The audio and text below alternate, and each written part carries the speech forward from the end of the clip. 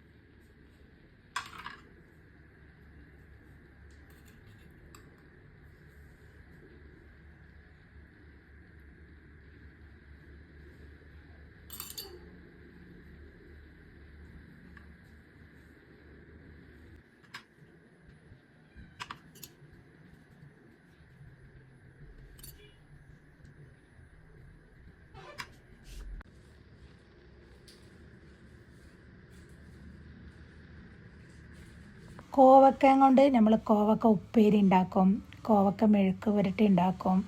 അങ്ങനെ കോവക്കയും കൊണ്ട് നമ്മൾ പല ഐറ്റംസും ഉണ്ടാക്കും. ഇത് കോവക്കൻ്റെ ഇല വെച്ചിട്ടുള്ള ഒരു വിഭവമാണ് ഇന്നിവിടെ ഉണ്ടാക്കാൻ പോകുന്നത്. കോവക്കൻ്റെ ഇലയാണ് ഇതിന് എടുക്കേണ്ടത്. അതിന് വേണ്ടിയിട്ട് ഇല പുഴുക്കളും പ്രാണികളൊന്നും ഇല്ല എന്ന് നോക്കിയിട്ട് നന്നായിട്ട് കഴുകിയതിന് ശേഷം ചെറുതായിട്ട് കട്ട് ചെയ്തെടുക്കുക.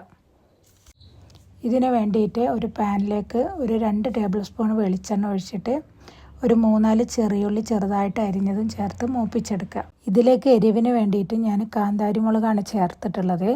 നിങ്ങൾക്ക് പച്ചമുളകാണ് കയ്യിലുള്ളതെന്നുണ്ടെങ്കിൽ അതും ചേർത്ത് കൊടുക്കുക.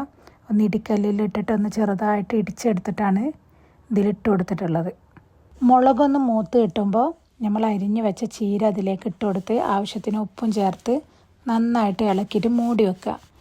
ഇത് പെട്ടെന്ന് തന്നെ വെന്ത് കിട്ടും. ചെറിയ ഇലയും കൂടെ ആയതുകൊണ്ട് പെട്ടെന്ന് തന്നെ വെന്ത് കിട്ടും. ആരെങ്കിലും വീട്ടിൽ കോവക്ക വെള്ളി ഉണ്ടെന്നുണ്ടെങ്കിൽ ഇതുവരെയും ഉണ്ടാക്കി നോക്കിയിട്ടില്ല എന്നുണ്ടെങ്കിൽ മസ്റ്റായിട്ടൊന്ന് ഉണ്ടാക്കി നോക്കണം. നല്ല ടേസ്റ്റുമാണ്, ഒരു വെറൈറ്റിയുമാണ്. ഈ വീഡിയോ കാണുന്ന നിങ്ങൾ എൻ്റെ വീഡിയോ ഒന്ന് സപ്പോർട്ട് ചെയ്യണേ, ലൈക്കും ചെയ്യണം. പുതിയ പുതിയ വീഡിയോ ഞാൻ ഇടുന്നതാണ്. ഇതിപ്പോൾ വെന്ത് കിട്ടിയിട്ടുണ്ട്. ഇനി ഇതിലേക്ക് ചെറുതായിട്ട് ചിരവിയെടുത്ത തേങ്ങ ചതയ്ക്കുന്നൊന്നുമില്ല, അങ്ങനെ തന്നെ ഇട്ട് കൊടുക്കുകയാണ്. എന്നിട്ട് നന്നായിട്ട് മിക്സ് ചെയ്തെടുത്തിട്ടുണ്ടെങ്കിൽ അടിപൊളി ഉപ്പേരി റെഡി ആയിട്ടുണ്ട്.